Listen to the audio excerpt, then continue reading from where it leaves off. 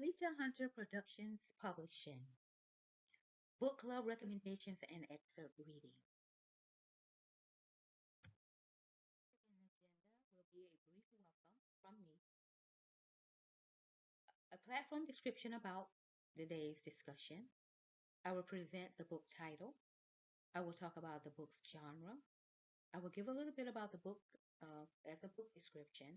I will do an excerpt reading, and I will do a summary Q&A wrap-up.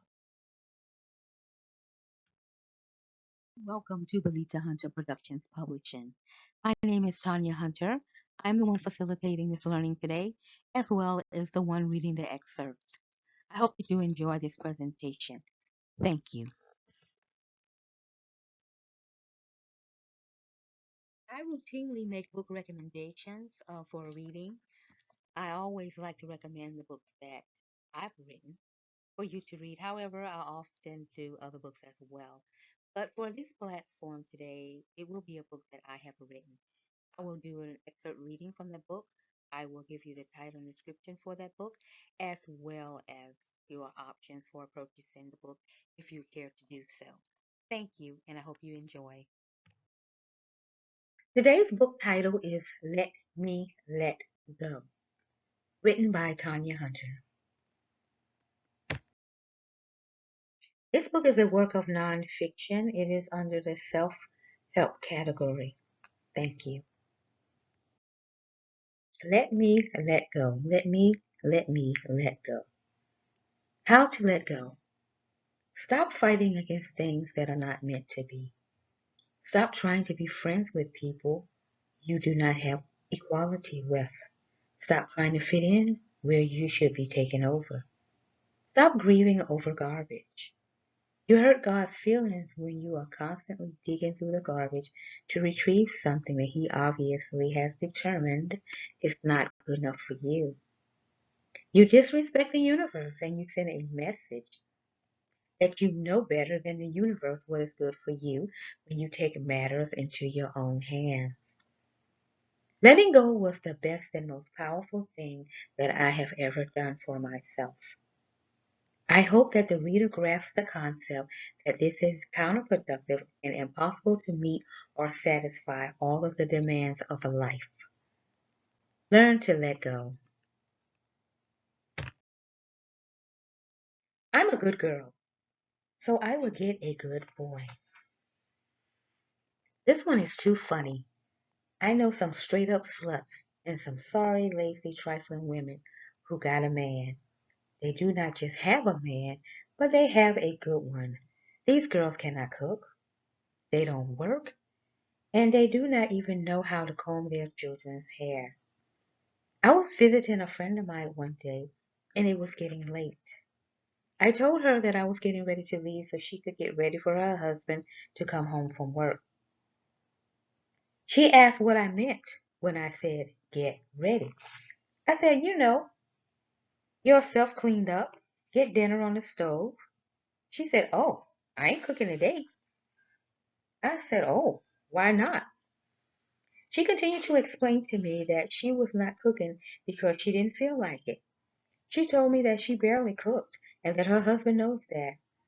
I was taken aback because I had no idea that she did not have dinner ready for her husband every day since her ass did not have a job or worked. I figured that having dinner ready was the least that she could do. However, all she did was sit around the house and order stuff off the computer. She was my friend, but I thought that she was indeed blessed to have a husband that didn't worry about things like that. I now understand the reward is still the same. All I needed to do was to be myself and rest. I am reminded of a parable where the last person that showed up receiving the same pay as the first. The first few verses in the 20th chapter of the book of Matthew, it tells of workers in a vineyard. Each of these workers was to receive payment for working. Each worker received the same pay at the end of the day, regardless of when they showed up or arrived or started to work. Being a good girl could come across as being boring, so please do not confuse the two. I needed to examine myself to see if I was confusing the two. I needed to determine if I was being good or actually being boring. If so, that would explain why I thought it was difficult to find a good guy. It had nothing to do with me being good. Most people want to be around other people who are good, but no one wants to be around someone who is dull and boring. So I decided to rest and take my position where the universe had already ordained my position to be. I made a plan, so I know what is going to happen. Shouldn't my life go the way I planned it? I worked hard. I went to college. I got a good job. And I started dating when I was supposed to. I planned it all out. So what the beep happened? I tried to plan for my life. I took into consideration everything, so I thought. However, life had some surprises for me. There were barriers and obstacles that came from out of nowhere. The plans I made were good. Well, thought out ones. These plans were intended to take me through my life systematically using the step-by-step instructions I wrote out for myself. My life was supposed to be in progress in a timely fashion, according to the time frames that I set by my well-constructed plan. I thought that I could look at my plan and know what was coming up next. Wrong answer. My plan did not include all of the misfortunes and disappointments I was going to face. I found it hard to handle because I thought I dotted the I's and crossed all the T's. I spent so much time following my step-by-step instructions that I missed out on all of the cues and signals given to me by the universe. I was so bent on logistics that I forgot about being human and to follow and allow the human qualities such as feelings and emotions. I had to let go and realize that my life may not have gone the way I planned, but it was definitely gone according to the universe's plan. Plans are good to have just for ideas only. You can write them down or you can memorize them. It really doesn't matter. Most plans do not work the way we want them to anyway. I suggest being prepared versus having a plan. I had to learn how to rest and allow the universe to take me on the course that the universe wanted me to take. Good news is that I reached the same destination despite the course taken. Good things happen to good people, right? I do not really know how to identify who is a good person. I can only go by certain characteristics that I see displayed in an individual's personality. However, that still does not tell me if he or she are good or not. I understand that good people can do less than good things, sometimes just as not so good people can do not so good things, or not so good people can do good things.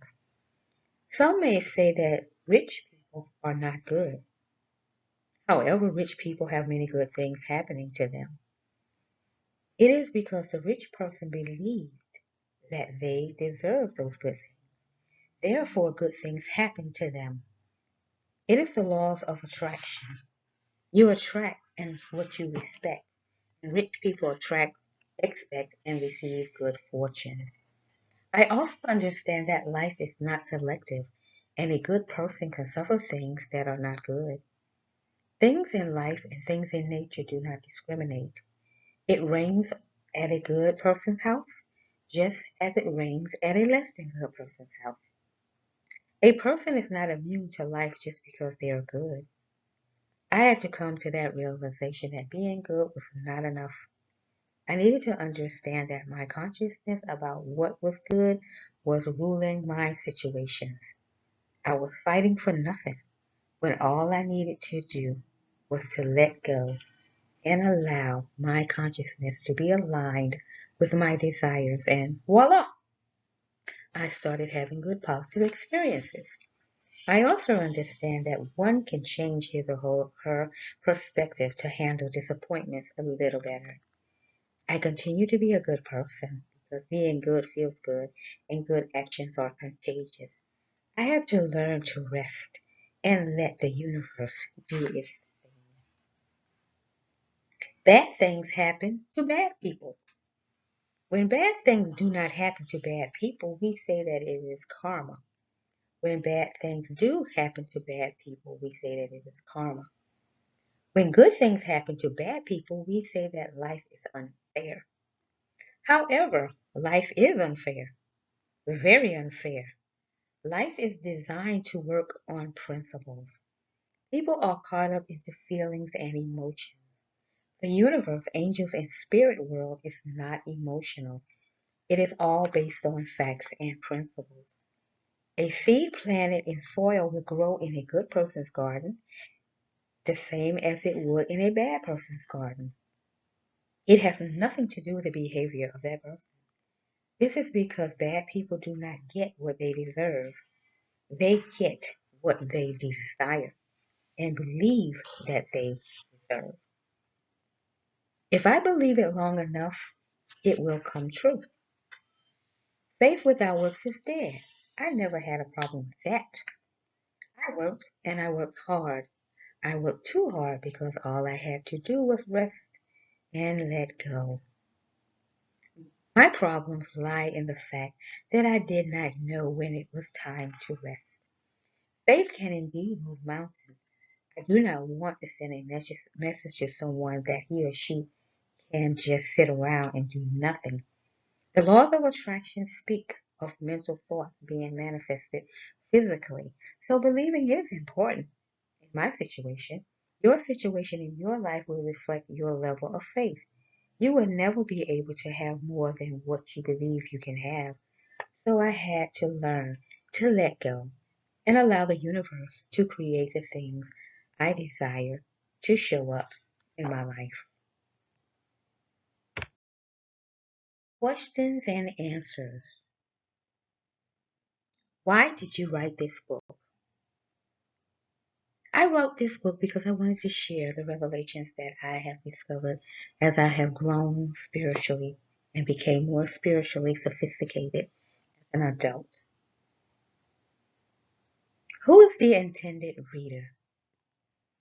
The intended reader for this book is someone who, of course, loves to read, someone who is looking for a way out, someone who has prayed for something and has not received it and want more understanding of how the laws and principles of the universe work as far as us getting our desires met.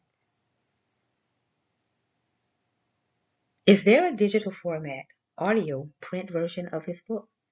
This book is currently available in print, paperback version, as well as Kindle. Where can one obtain a copy of this book? This book can be found anywhere that you buy your books. One platform is Amazon.com. Thank you for listening to this week's book recommendation and excerpt readings. I hope that you have enjoyed it. Thank you.